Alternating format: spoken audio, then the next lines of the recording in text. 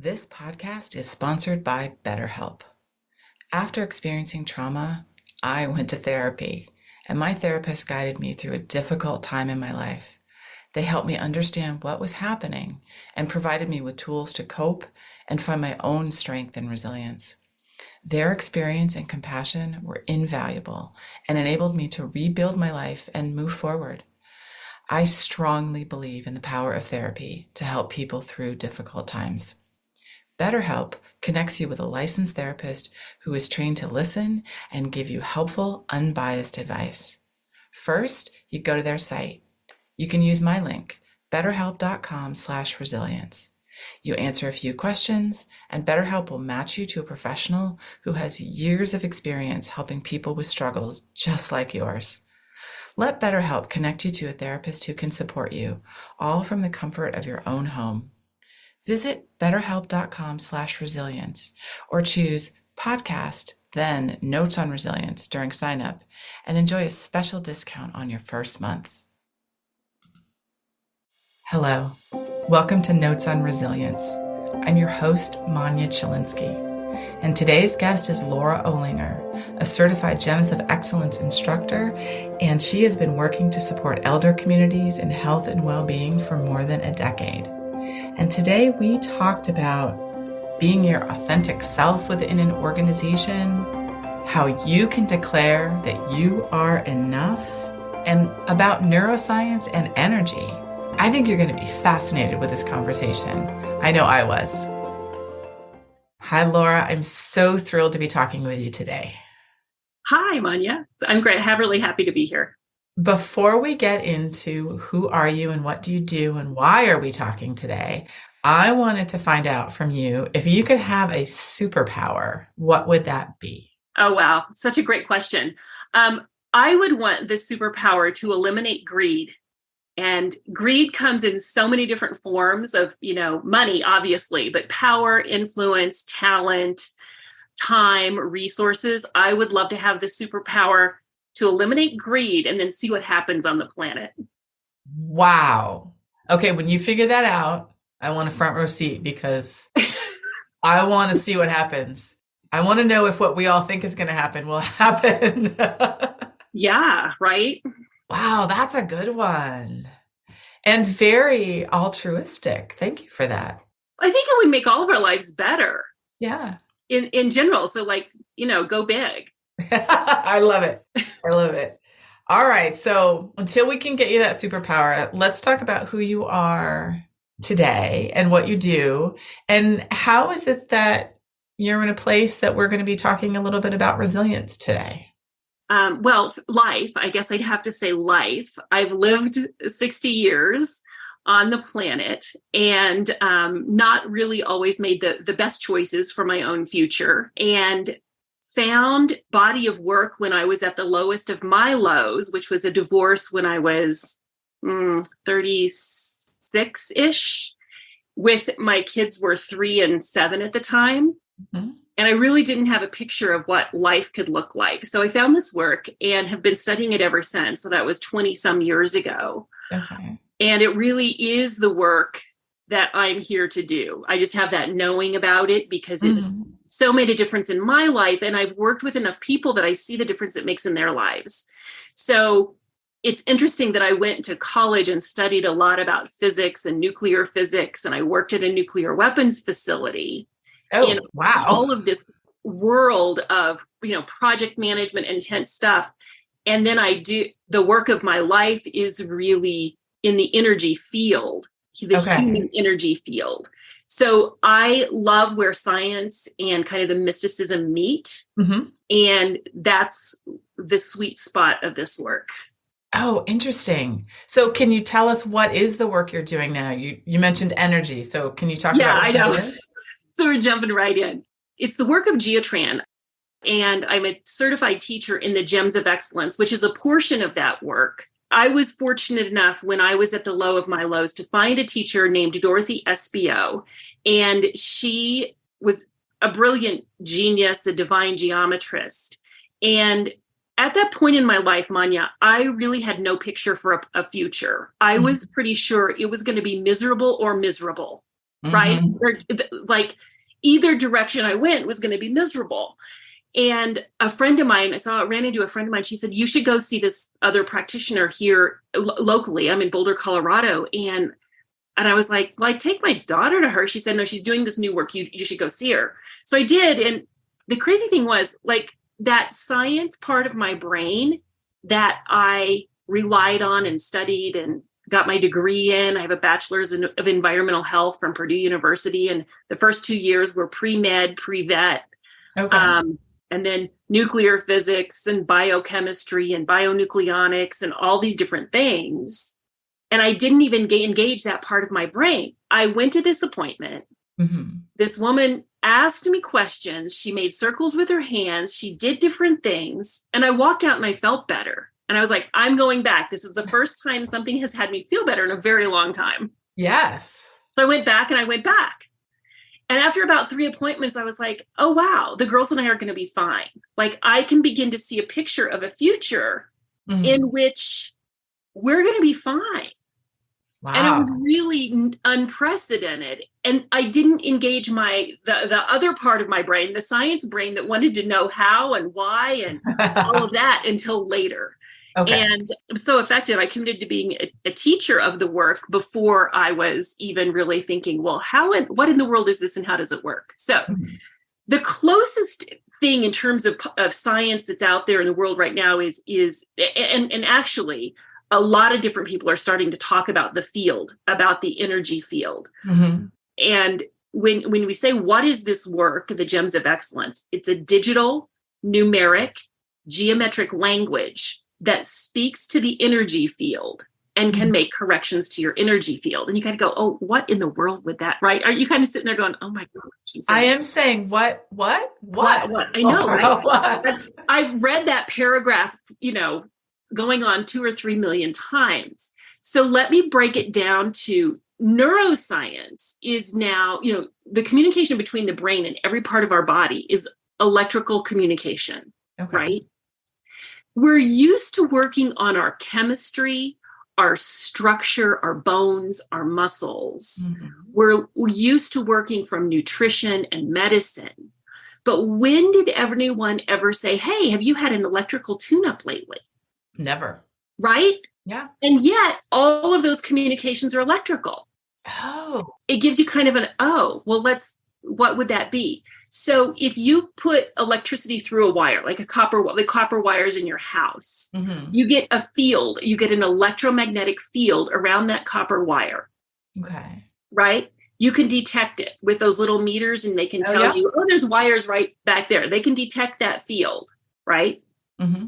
We have all this wiring. Now, it's not as robust as a copper wire in your house. They're a little more fragile. They're made up of nerve cells, axons and dendrites and all those things. And yet they are electrical. Our bodies are constantly using all those different communication highways, those electrical communication highways, and that generates a field.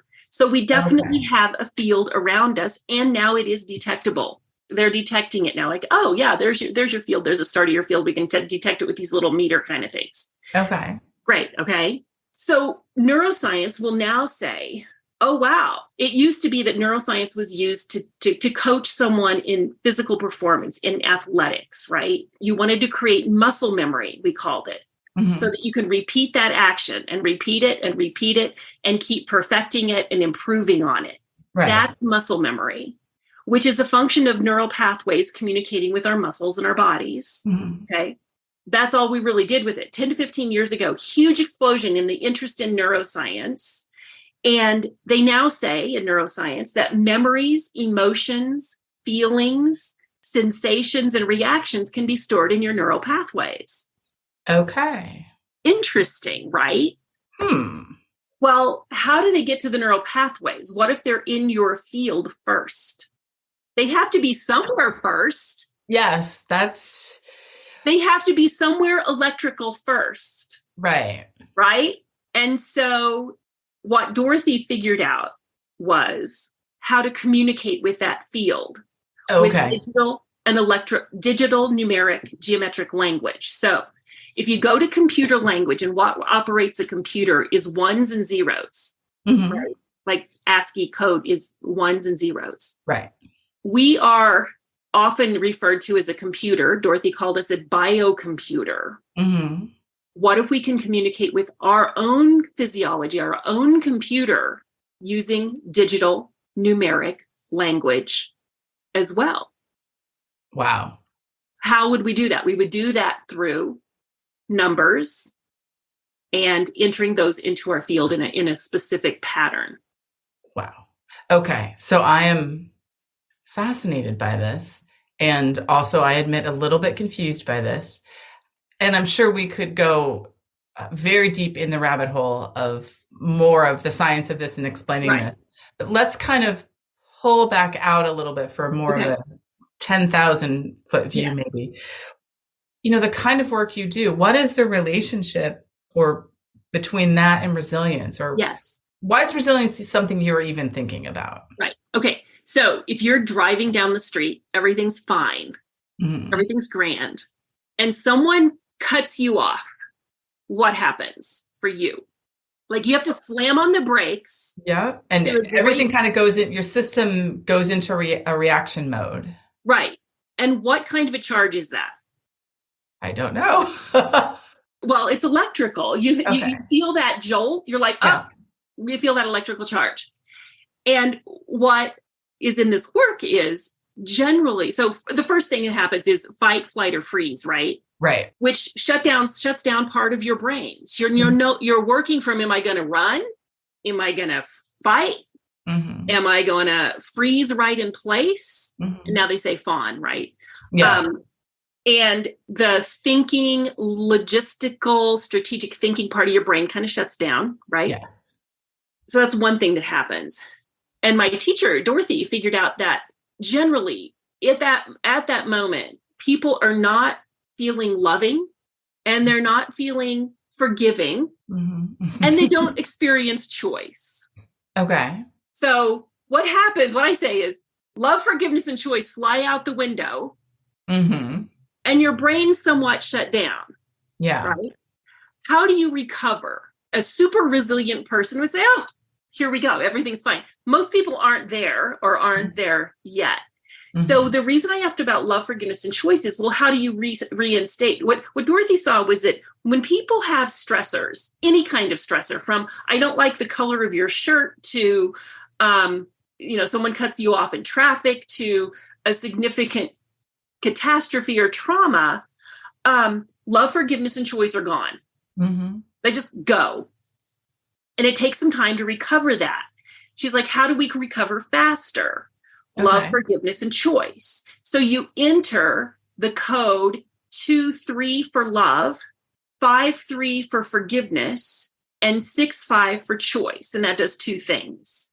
It removes the charge, the significant energetic charge from your field, the field that I described, and it restores the correct spin at the point where you enter it. And there's a specific point, which I'm not going to do because we're on a podcast.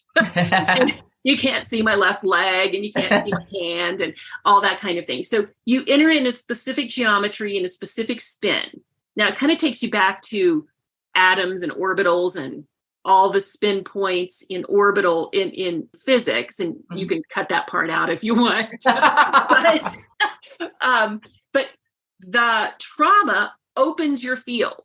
And the correction of entering love, forgiveness, and choice back into your field closes those openings so that your field then is more resilient.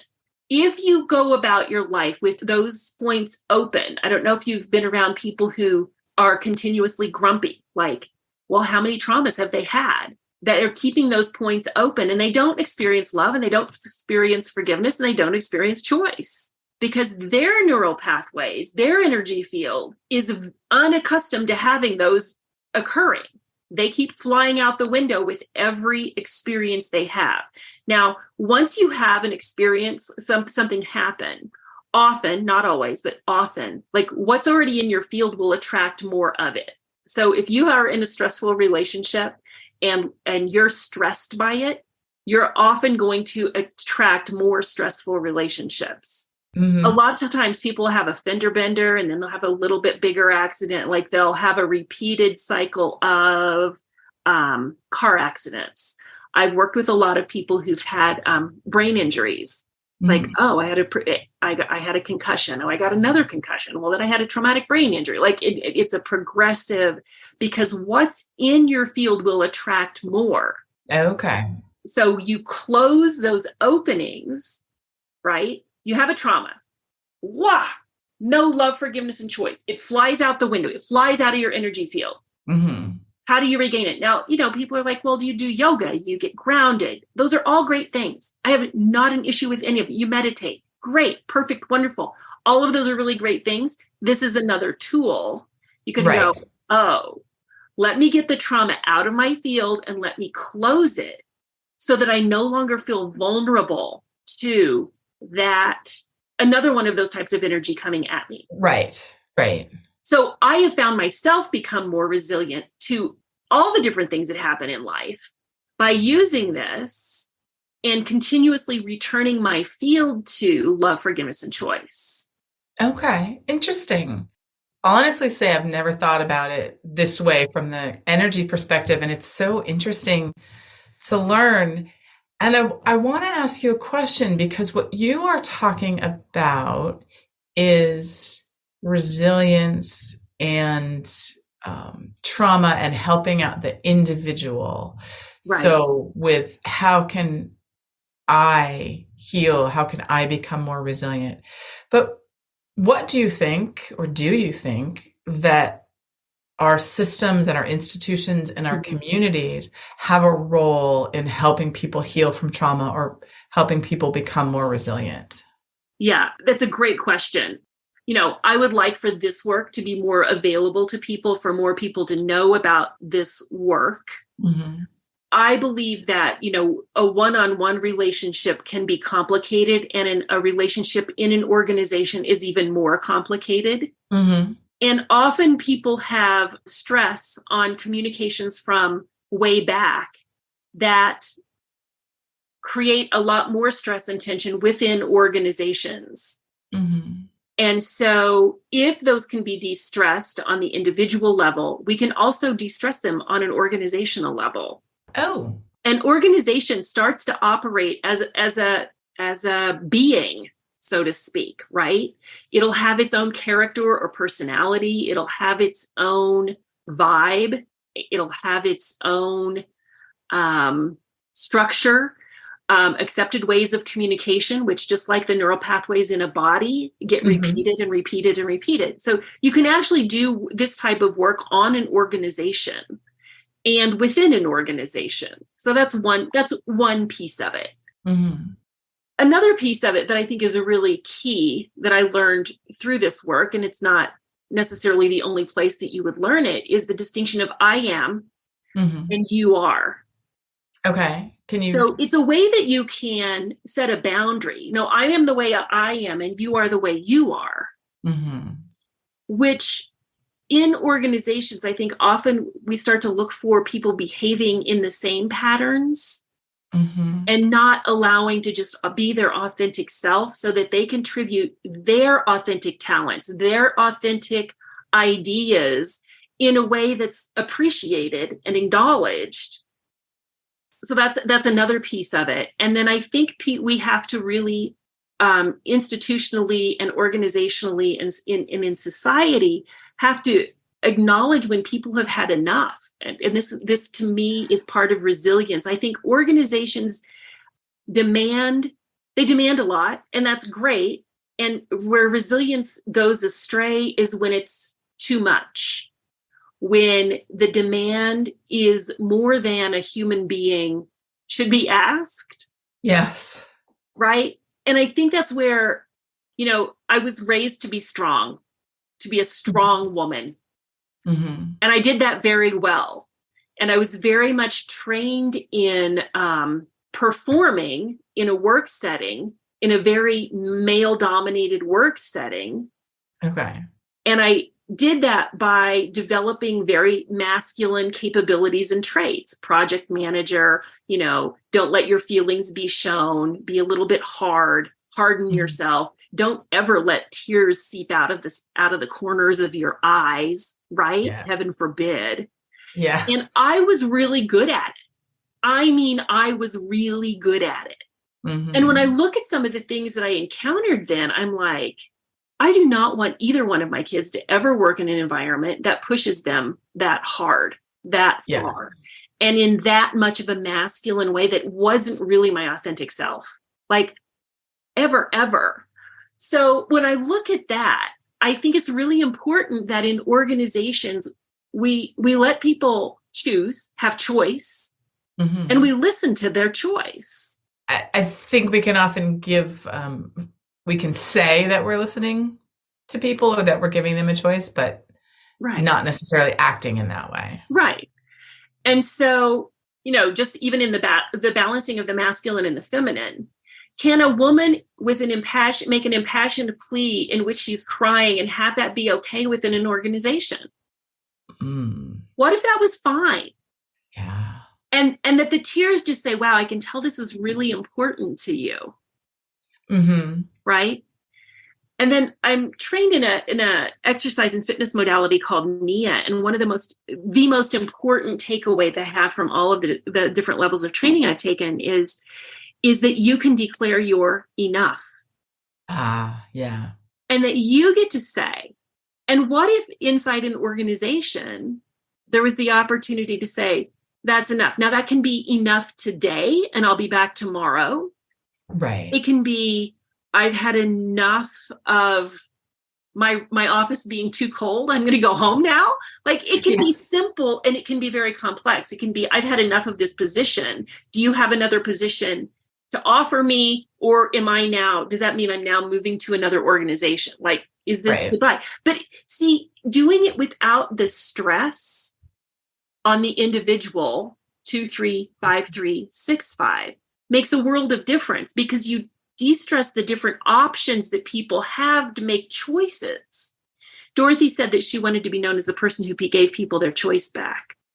I like that. Right? So if you de-stress all the options, do we have a meeting? Let's de-stress that. Do we not have a meeting? Let's de-stress that. Do we provide this free of charge? Let's de-stress that. Do we charge people a significant amount of money? Let's de-stress that. And then you can actually get to choice. Right. I like that concept of sort of declaring your enough, whether it's in the moment or it's, related to your entire career. And I fear that there's such a disconnect that there are people who are willing and able to say enough, but within organizations that aren't actually supportive of that. Right. Right. So how do we get the organization supportive? I think you keep doing the work you're doing, and I keep doing the work I'm doing, and we keep supporting other people who are doing good work that support people getting there. That's actually one of the reasons I was like, oh, wow, what a courageous woman doing this podcast on Notes on Resilience.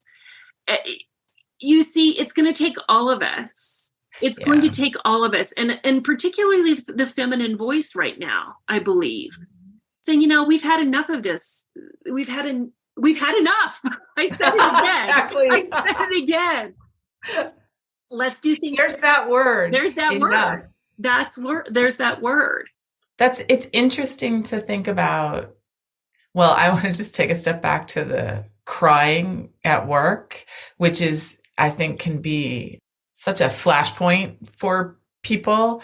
I have definitely cried at work in a full-on corporate button-down environment, and it was mortifying. And people said things, and of course, because it is completely inappropriate. Now, what was happening was something completely appropriate for someone to be crying. It's just somehow nobody else was. And so it's interesting to just, wouldn't it be great to be in a world where we could bring our full messy selves, even if that meant crying.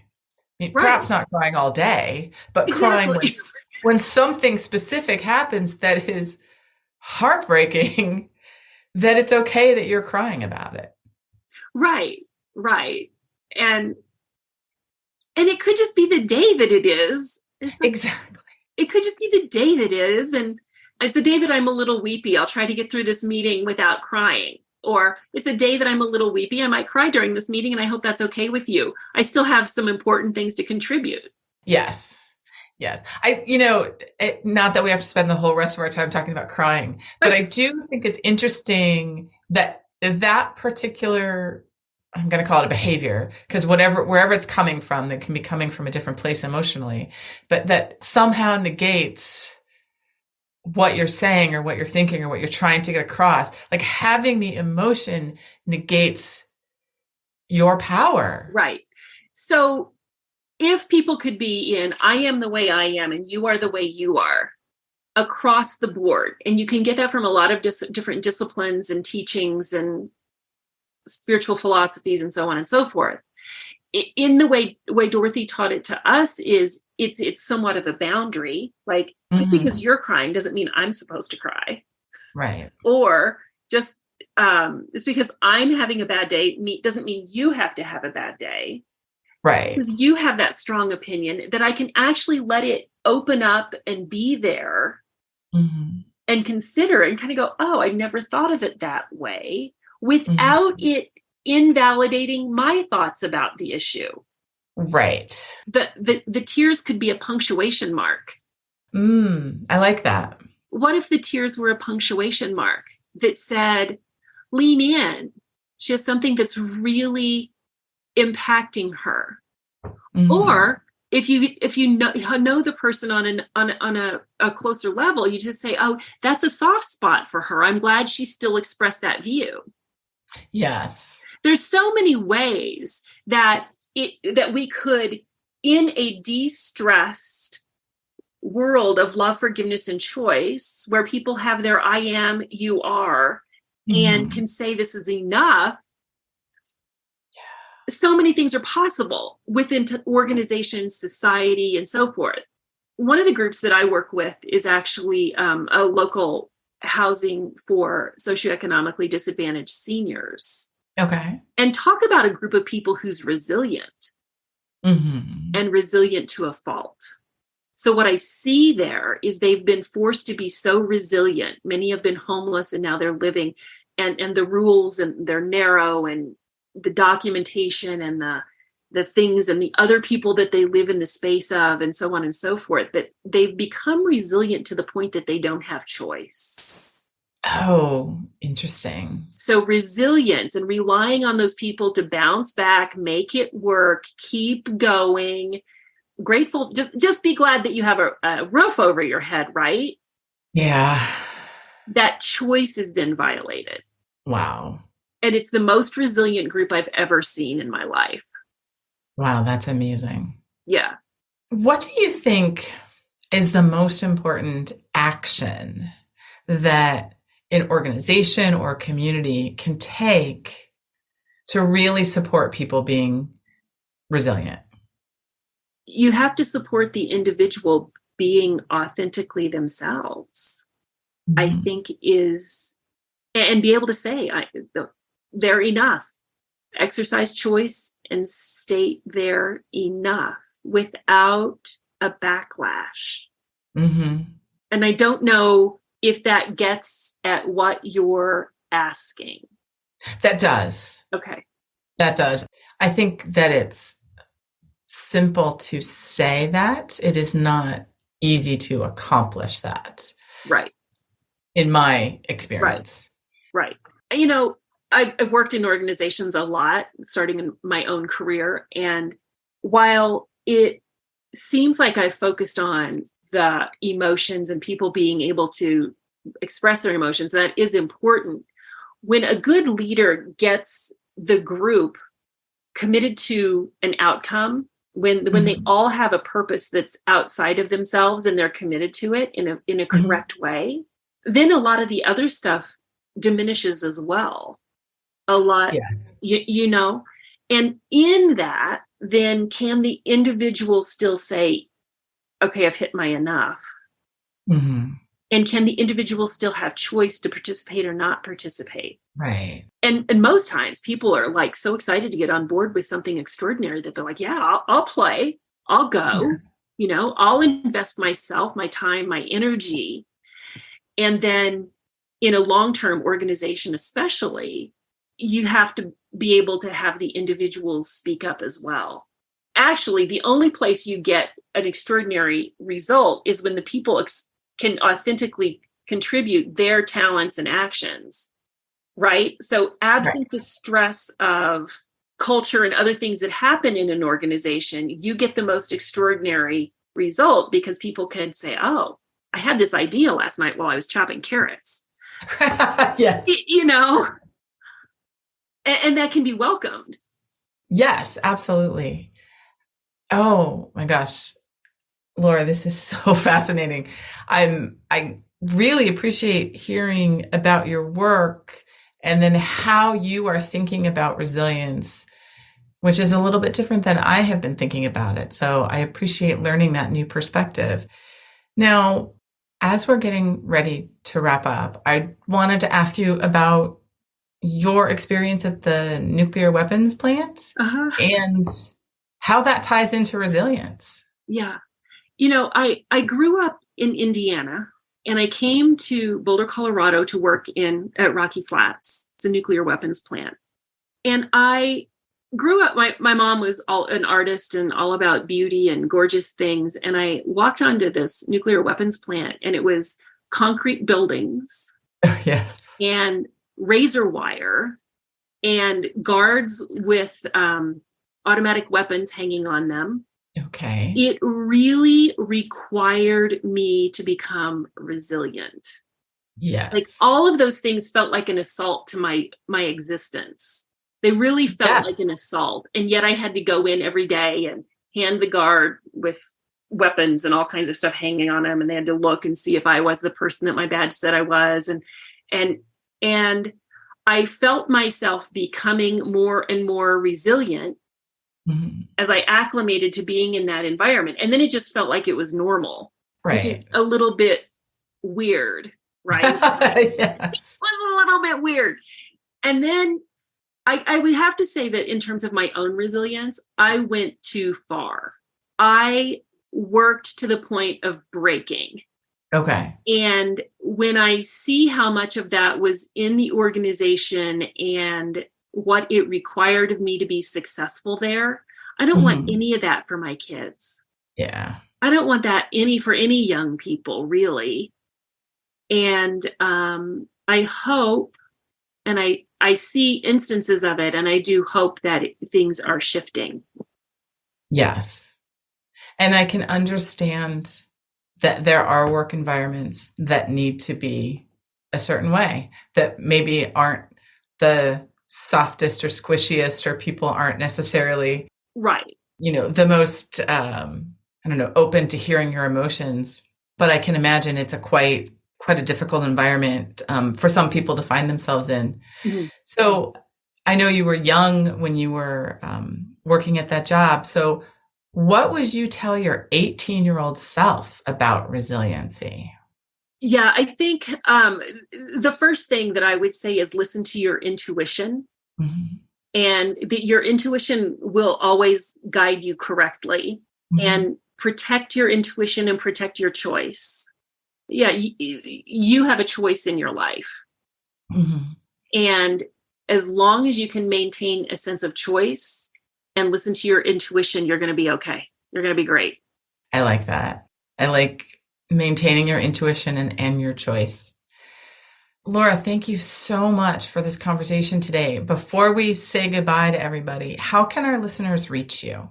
Oh, I'm at vintagemoves.co. Okay. All the classes that I teach, my email is laura@vintagemoves.co. Great. I'd love to hear from people.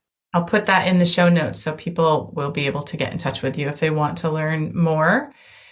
Laura, thank you so much for this conversation. I definitely learned a lot, and I really appreciate you taking the time today. Thank you. I appreciate it too. Thank you for listening. I hope you got as much out of this conversation as I did. So if you'd like to learn more about me, Manya Chilinsky, I work with organizations to help understand how to create environments where people can thrive after difficult life experiences. And I do this through talks and consulting. I'm a survivor of mass violence, and I use my experience to help leaders learn about resiliency, compassion, and trauma-sensitive leadership, to build strategies to enable teams to thrive and be engaged amidst difficulty and turmoil.